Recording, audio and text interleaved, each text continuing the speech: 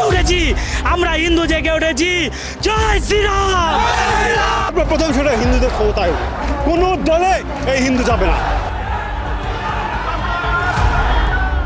हम भारतीय हिंदुओं से प्रार्थना करना चाहते हैं कि कल अगर भारत में यही वस्तु स्थिति, यही परिस्थिति निर्मित हुई, आप जाओगे कहाँ?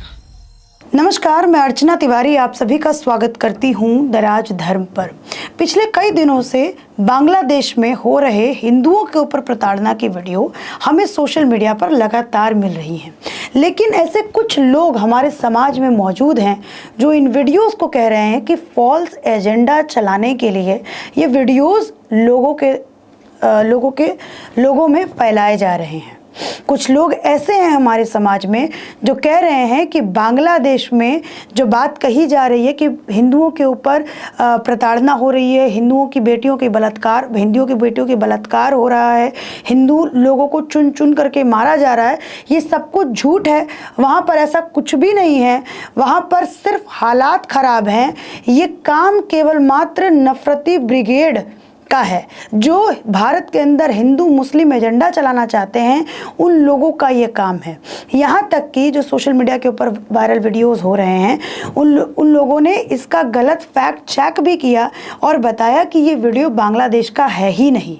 चलिए ठीक है, आज की इस वीडियो में मैं आपको बताऊंगी कि आखिर क्यों बांग्लादेशी हिंदू बांग्लादेश में प्रोटेस्ट करने उतरे हैं और उन्होंने अपने प्रोटेस्ट में क्या बात कही है।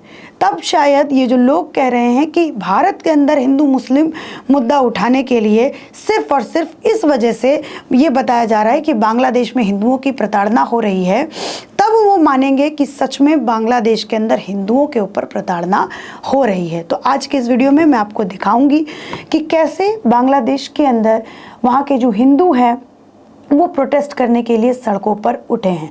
ऐसे दो वीडियो मैंने ढूंढा है जिसके अंदर आपको पहले वीडियो में दिखेगा कि कैसे एक व्यक्ति कह रहा है कि आखिर ये हमारा देश है, हम इसे छोड़ करके क्यों जाएं, और दूसरा वीडियो आपको दिखेगा जिसके अंदर आपको मेरे ही तरह किसी ने रुद्राक्ष की माला पहनी है, किसी ने तुलसी की माला पहनी है और वो अपनी जान की भीख वहाँ की नई गवर्नमेंट से मांग रहे हैं और ये मांग कर रहे हैं कि आखिर हमें क्यों मारा जा रहा है। और आज इस वीडियो में मैं आप लोगों को ये भी बताऊंगी कि आखिर हमारे राजनेता डबल स्टैंडर्ड जिसे कहते हैं तुष्टीकरण की राजनीति करने से कहीं पीछे नहीं उठते, कहीं पीछे नहीं हटते।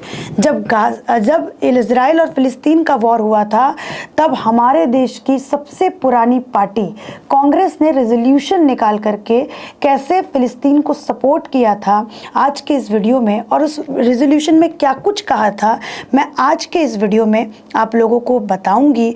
और मैं ये भी आप लोगों को बताऊंगी कि आखिर बांग्लादेश के अंदर हिंदुओं की ये हालत है, उसके ऊपर अखिलेश यादव जी एक शब्द नहीं कहते, लेकिन वहीं जब वक्फ बोर्ड में सुधार की बात होती है तो अखिलेश यादव जी संसद के अंदर छाती ठोक करके कहते हैं कि ये जो बिल में सुधार है वो केवल मात्र तुष्टीकरण की राजनीति को दर्शाता है और मुस्लिम विरोधी काम है। तो इस वीडियो के अंदर हम इन तमाम मुद्दों के ऊपर बात करेंगे, लेकिन उससे पहले आप ये बांग्लादेश से आई ताज़ा तरीन तस्वीरों को देखिए। मैंने इनको बहुत मुश्किल से ट्रांसलेट करवाया है और मैंने इनकी भावनाओं को जो असली में जो बांग्लादेश के अंदर चल रहा है वो आपको इस वीडियो के अंदर सुनने को मिलेगा। सुनिए। কে নিয়ে এই প্রতিবাদে আসতে আর বলেছে বাবারে আমরা হিন্দুরা কি আমার সন্তানের মতো পুঙ্গু হয়ে গেল। আমি বলতে চাই মা, আমরা পুঙ্গু হইনি, আমরা বাঙালি জেগে উঠেছি, আমরা হিন্দু জেগে উঠেছি। জয় শ্রীরাম, জয় শ্রীরাম, জয় শ্রীরাম। রাজনীতিতে যেন ধর্ম বৈষম্য না থাকে এটা খেয়াল রাখতে হবে। দ্বিতীয়বার আমরা স্বাধীন করছি, তৃতীয়বার আর স্বাধীন করতে চাই না। তৃতীয়বার তাহলে পরাধীনই থেকে যাবে, কারণ একজন একবার দুইবার বোঝানো যায়, তৃতীয়বার স্বাধীন করাটা সেটা টাফ হয়ে যায়। আজকে যদি স্লোগান হয় তুমি কে আমি। अब मैं आपको पहले वीडियो का ट्रांसलेशन कर करके बताती हूँ। ये जो व्यक्ति हैं वो कह रहे हैं हम चाहते हैं कि एक संख्या लघु कमीशन गठन किया जाए। संख्या लघु जिनकी संख्या कम होती है, माइनॉरिटी में होते हैं, उनको संख्या लघु कहा जाता है। तो वो कहना चाहते हैं कि हम चाहते हैं कि एक संख्या लघु कमीशन गठन किया जाए और ये संख्या लघु पर जो यातनाएं की जा रही हैं उसका प्रतिरोध प्रतिरोध हो पूरे देश भर में, और जो ये यातनाएं दे रहे हैं उन्हें ढूंढकर कानून के दायरे में सज़ा सुनाई जाए। हम देखते हैं जब भी सरकार बदलती है या उसका पतन होता है तो ढूंढ ढूंढ के बस संख्या लघु पर अत्याचार किया जाता है। जो लोग इस बात को झुठला रहे हैं कि बांग्लादेश के अंदर हिंदुओं के मंदिरों को नहीं तोड़ा जा रहा है, हिंदुओं की हालत वहाँ पर बुरी नहीं है, वो लोग सुन लें, ये बांग्लादेशी व्यक्ति बोल रहा है, बांग्लादेशी हिंदू व्यक्ति बोल रहे हैं कि वहाँ पर हिंदुओं को ढूंढ ढूंढ करके उनके ऊपर यातनाएं होती हैं, संख्या लघु पर यातनाएं होती हैं। वो बार बार इस बात को बोल रहे हैं, अत्याचार किया जाता है हिंदुओं के। अब आगे सुनिए वो आगे क्या बोलना चाहते हैं। हिंदुओं के मंदिर तोड़े जाते हैं, हिंदू महिलाओं का रेप किया जाता है, हिंदुओं की संपत्ति लूट ली जाती है और हिंदुओं को बोला जाता है तुम भारत चले जाओ। ये बात बांग्लादेशी व्यक्ति, बांग्लादेशी हिंदू बोल रहा है। क्यों? फिर आगे वो सवाल करते हैं, क्यों हम भारत जाएंगे? ये देश क्या मेरा नहीं है? आज हम हिंदू जाग गए हैं, आज हम बंगाली जाग गए हैं, जय श्री राम। ये उन्होंने अपनी बात में कहा। ये लोग सड़कों पर उतरे हैं। तो जो आप लोगों ने फॉल्स नैरेटिव के तहत पूरे की पूरे बांग्लादेशी हिंदुओं पर हो रही प्रताड़ना को झुठला दिया और ये कहा कि ये नफरती ब्रिगेड फैला रहे हैं, तो आपको इन लोगों का प्रोटेस्ट सुनना चाहिए। आप लोगों को इन लोगों का प्रोटेस्ट सुनना चाहिए। ये केवल एकमात्र व्यक्ति नहीं हो कि कोई एजेंडे के तहत ये व्यक्ति सामने आए और इन्होंने इस बात को कहा। दूसरा वीडियो भी है जिसके अंदर आपको मेरी तरह ये रुद्राक्ष की माला पहने हुए, तुलसी की माला पहने हुए लोग दिख रहे होंगे जो चीख चीख के चिल्ला चिल्ला के कह रहे हैं कि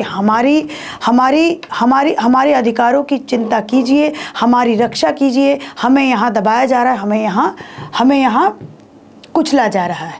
वो लगातार इस बात को कह रहे हैं। तो इस तरीके से नैरेटिव चलाया जा रहा है कि बांग्लादेशी हिंदुओं के ऊपर हो रही प्रताड़ना को राइट विंग के लोग अपने एजेंडा को चलाने के लिए इस्तेमाल कर रहे हैं। इस्लामोफोबिया पूरे देश भर में फैलाने के लिए इस्तेमाल कर रहे हैं। हिंदू मुस्लिम की राजनीति को सफल करने के लिए बांग्लादेशी हिंदुओं का इस्तेमाल किया जा रहा है। अब मैं आपको एक हमारे नेताओं का डबल स्टैंडर्ड बताती हूँ। आपको याद होगा कुछ महीनों पहले इजराइल और फिलिस्तीन का मुद्दा बहुत तूल पकड़ा था, बहुत तेज़ी से इजराइल और फिलिस्तीन का मुद्दा उठा था। उस समय हमारे देश में कई सारे राज्यों में विधानसभा इलेक्शंस चल रहे थे, जिसमें से एक राज्य में मैं भी मौजूद थी जिसका नाम है मध्य प्रदेश। मध्य प्रदेश इलेक्शन के बीच में कांग्रेस पार्टी जो है वो मीडिया को बुलाती है और वहाँ पे एक प्रेस नोट रिलीज़ करती है जिसमें वो बताती है कि कांग्रेस पार्टी पूरी तरीके से फिलिस्तीन के साथ खड़ी है। और वहीं जब आज हिंदुओं की ये हालत है बांग्लादेश के अंदर, हमारे इजराइल फिलिस्तीन तो बहुत दूर है, बांग्लादेश बहुत नज़दीक है, हमारा पड़ोसी मुल्क है, लेकिन आज बांग्लादेश में हिंदुओं के साथ ये सब कुछ हो रहा है। तब राहुल गांधी ना प्रेस नोट करते हैं रिलीज़, ना ही अपने ट्विटर हैंडल पर कुछ कहते हैं, कुछ भी उनका एक शब्द जो है वो बांग्लादेशी हिंदुओं के लिए नहीं बोला जाता है। आपको मैं बताती हूँ कि उस प्रेस नोट में आखिर एक ऐसी लाइन कही गई थी जिसको सुन करके आप लोग स्तब्ध रह जाएंगे, क्योंकि उस समय मैं भी स्तब्ध रह गई थी। लेकिन फिर मुझे समझ में आया, चूँकि मैं राजनीति कवर करती हूँ, तो इस समय एक खास वर्ग के वोट की कांग्रेस पार्टी को ज़रूरत थी, तो इस वजह से उन्होंने उस समय प्रेस नोट किया था, प्रेस रिलीज़ किया था और लोगों के बीच में जाकर के ये बताया था कि हम फ़िलिस्तीन को सपोर्ट करते हैं। तो सुनिए उस प्रेस रिलीज में क्या कहा गया था। CWC कांग्रेस वर्किंग कमेटी फिलिस्तीनी लोगों की ज़मीन, स्वशासन और आत्मसम्मान एवं गरिमा के साथ जीवन के अधिकारों के लिए अपने दीर्घकालिक समर्थन को दोहराती है। ये बात कांग्रेस पार्टी की तरफ से प्रेस रिलीज करके कही गई थी। लेकिन आज जब हिंदुओं की हालत ऐसी बद से बदतर हो चुकी है, जब जहाँ पे पिता के सामने बच्ची का बलात्कार हो रहा है, भाई के सामने बच्ची का बलात्कार हो रहा है, पूरे के पूरे परिवार को ख़त्म कर दिया जा रहा है, घरों को जलाया जा रहा है, मंदिरों को जलाया जा रहा है हमारे पड़ोसी मुल्क बांग्लादेश के अंदर, लेकिन हमारी राजनीतिक दलों के द्वारा कुछ भी नहीं कहा जाता है। एक दूसरी पार्टी की मैं बात करती हूँ, समाजवादी पार्टी की मैं बात करती हूँ।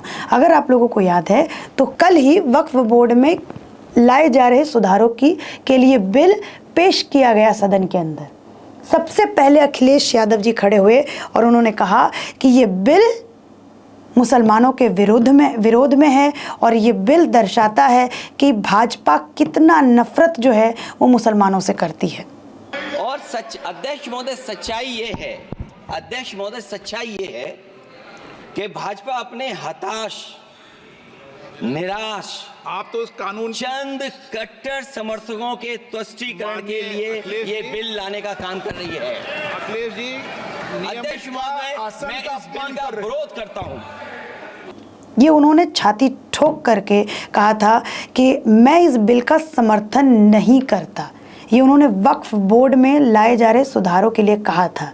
अगर मैं आपको वक्फ बोर्ड की सच्चाई बताऊं और कैसे राजनीतिक दल समाजवादी पार्टी पे ये बार बार आरोप लगा है कि वो खुद अपने लोगों को वक्फ बोर्ड के जरिए फ़ायदा पहुंचाया करती थी, ये बार बार उनके ऊपर आरोप लगा है। एक उनमें से सबसे चहीते समाजवादी पार्टी के नेता रहे हैं आज़म खान, उनके ऊपर ये इल्ज़ाम है और इस वजह से भी वो जेल के अंदर हैं कि उन्होंने वक्फ मतलब रामपुर के अंदर सुन्नी वक्फ बोर्ड और शिया वक्फ बोर्ड 2012 और 2017 में जब मुलायम सिंह की सरकार वहाँ पर थी यूपी के अंदर, तब वहाँ पे आज़म खान ने सुन्नी वक्फ बोर्ड और शिया वक्फ बोर्ड दोनों में ही चेयरपर्सन अपने मन पसंदीदार बिठाए थे। आज़म खान की मैं बात कर रही हूँ। आज़म खान ने चेयरपर्सन दोनों ही वक्फ बोर्ड के अपने मन पसंदीदार चेयरपर्सन बिठाए थे और जिससे उन्होंने अपने ट्रस्ट को वक्फ की ज़मीनों को 99 सालों तक के लिए लीज पर दिलवाया था। जिसका निष्कर्ष हमें मिलता है वो यतीम खाने वाला कांड, जहाँ पर रात के 2 बजे वहाँ के लोगों से उनका घर खाली करवाया गया, जहाँ पे मैं भी गई थी कवरेज करने के लिए और मैंने रामपुर के मुसलमानों से बात की थी। तब उन्होंने मुझे बताया कि आज़म खान मुस्लिम विरोधी हैं और वो मुसलमानों का ही भला नहीं करना चाहते हैं और उस वक्फ बोर्ड में लाए जा रहे सुधारों का विरोध अखिलेश यादव ने संसद के अंदर छाती ठोक करके किया। लेकिन वहीं बांग्लादेश के हिंदुओं के ऊपर हो रही प्रताड़ना पे उन्होंने एक सवाल, एक शब्द तक नहीं कहा। आप जाइए उनका ट्विटर हैंडल चेक करिए, देखिए कहाँ पर आपको बांग्लादेशी हिंदुओं का जिक्र मिलता है। आप खुद जाइए और उनका एक्स पर जाकर के उनका अकाउंट चेक कीजिए। दोनों ही नेताओं की मैं बात करती हूँ। इन दोनों ही नेताओं ने, विपक्ष के बड़े चेहरे हैं, एक उत्तर प्रदेश के, एक पूरे देश के, इन दोनों ही नेताओं ने बांग्लादेशी हिंदुओं के बारे में कुछ भी नहीं कहा, क्योंकि इनकी राजनीति को ये मुद्दा सूट नहीं करता है। अब मैं आपको, ये तो मैंने हमारे देश की सच्चाई आपको बता दी, अब मैं आपको बताती हूँ कि आखिर बांग्लादेश एक्सट्रीमिस्ट लोगों को कैसे सपोर्ट करता आ रहा है। वहाँ के खिलाड़ी हैं जो कि बांग्लादेश क्रिकेट टीम में खेलते हैं, जिनका नाम है तंजीम हसन साकिब। उनकी अगर आप सोच देखेंगे तो आप स्तब्ध रह जाएंगे। जैसे हमारे यहाँ पर BCCI है तो वहाँ पर बांग्लादेश में BCB है, बांग्लादेश क्रिकेट बोर्ड। उन्होंने आज तक इन भाई साहब के ऊपर, तंजीम हसन साकिब के ऊपर कोई भी एक्शन नहीं लिया। इनकी सोच देखिए क्या है। इनकी सोच है जो गैर मुसलमान हैं उनको ख़त्म कर देना चाहिए।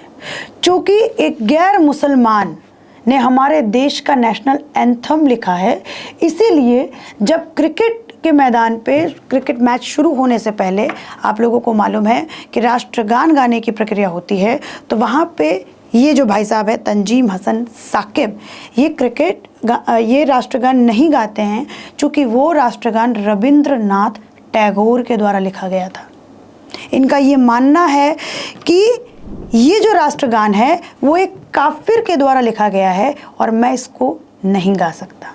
इनकी सोच महिलाओं के लिए भी बहुत नीची है, लेकिन ना बांग्लादेश गवर्नमेंट इनका कोई विरोध करती है, ना ही वहाँ की क्रिकेट बोर्ड इनका कोई विरोध करती है।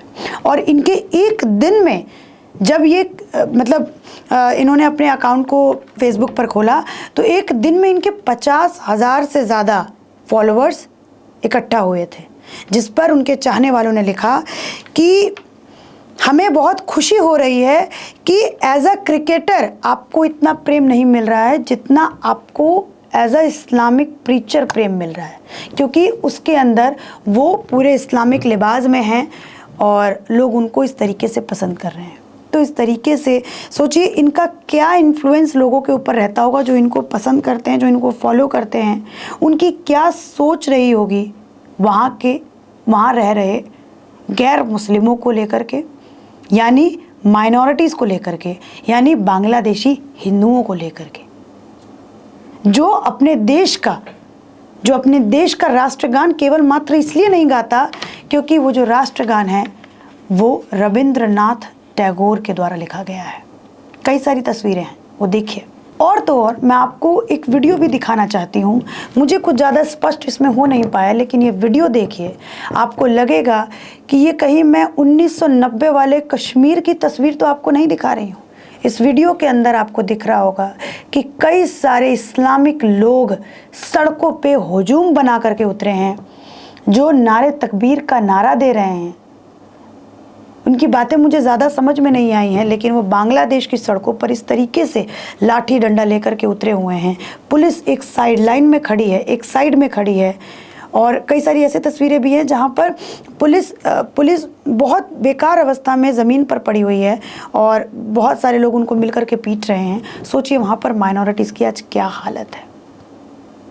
ये भीड़ जब एक साथ आवाज़ लगाती होगी नारे तकबीर अल्लाहू अकबर, तो सोचिए वहाँ जो आसपास माइनॉरिटीज़ रह रहे होंगे, जो हिंदू रह रहे होंगे, वो किस अवस्था में जी रहे होंगे, सोचिए। लेकिन बड़ा मुझे ताज्जुब होता है ये जान करके कि जब इज़राइल फ़िलिस्तीन की बात होती है, जब हमास के लीडर की मरने की खबर आती है, तो हमारे देश में प्रोटेस्ट होता है। हमारे देश में फ़िलिस्तीन को सपोर्ट करने के लिए रैली निकाली जाती है। हमारे ही देश में कंडोलेंस हमास के लीडर के लिए बताई जाती है, लेकिन वहीं बांग्लादेशी हिंदुओं के लिए ऐसा कोई भी एक्टिविटी हमारे पूरे देश में नहीं दिखता है। इसमें बड़ा ही ताज्जुब होता है। आप लोगों को एक और ताज्जुब करने वाली खबर बताऊं, हमास के लीडर वर्चुअली मीटिंग अटेंड करते हैं केरला के मल्लापुरम डिस्ट्रिक्ट में। एक ऐसा न्यूज़ सामने आया था जिसमें ये बताया गया था कि हज़ारों की तादाद में मुस्लिम समाज से लोग एकत्रित हुए मल्लापुरम के स्ट्रीट्स पर, और वहाँ पर हमास के लीडर वर्चुअली, यहाँ तक कि हानिया जो हाल फिलहाल में जिनकी इजराइल के ऊपर जिसको मारने का आरोप लगता है, वो भी वर्चुअली उस मीटिंग को अटेंड करने वाले थे। और ताज्जुब ये होती है कि वहाँ का पुलिस प्रशासन, केरल का पुलिस प्रशासन, विजयम सरकार चुप रहती है और चुप रह के ये सारी एक्टिविटी अपने प्रदेश में देखती रहती है। लेकिन ये देखिए नैरेटिव ये लोग किस तरीके से सेट करते हैं। सामने आ रही तस्वीरों को झुठला दिया जाता है, फैक्ट चेक करके बताया जाता है कि नफरती ब्रिगेड के ज़रिए ये सारा वीडियो वायरल किया जा रहा है। देश के अंदर हिंदू मुस्लिम एजेंडा को फैलाने के लिए ये सारे के सारे वीडियो वायरल हो रहे हैं। और ये जो प्रोटेस्ट वहाँ पर हो रहे हैं, हमें एक भी मुस्लिम समाज के व्यक्ति प्रोटेस्ट करते हुए नहीं दिखाई दे रहे हैं बांग्लादेश के अंदर, जो ये कहें कि हम यहाँ खतरे में हैं, लेकिन हमें हिंदू वहां पर सड़कों पर दिख रहे हैं। एक धीरेन्द्र शास्त्री का बयान जो मैंने जब सुना, फिर मैं सोच में पड़ गई।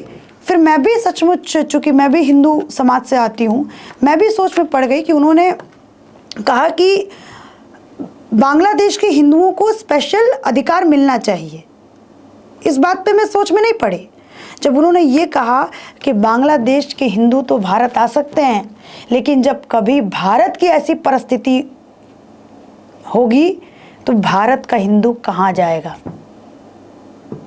भारत का हिंदू किस देश में जाएगा। मैं इसलिए भारत के हिंदू राष्ट्र की मांग किया करता था। इस्कॉन मंदिर पर इसलिए जलाया गया क्योंकि वो हिंदुत्व का और सनातन का प्रचार करते। हम किसी भी मजहब के खिलाफ नहीं।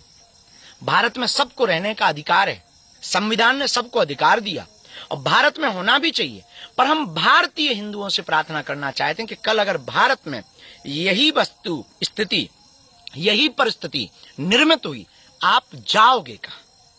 इसीलिए तो हम कहते हैं हिंदू राष्ट्र चाहिए, इसलिए तो हम कहते हैं सबको अधिकार चाहिए।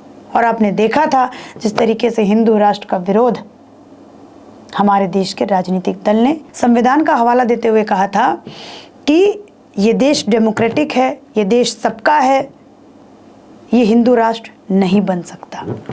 चलिए इसी के साथ आशा करूंगी कि ये जो वीडियो जिन्होंने भी देखा है उनकी थोड़ी बहुत आंखें खुलेंगी और बांग्लादेशी हिंदुओं के ऊपर जो भी यातनाएं हो रही हैं उनको लेकर के एक पोस्ट ज़रूर अपने सोशल मीडिया पर करिएगा। इसी के साथ धन्यवाद।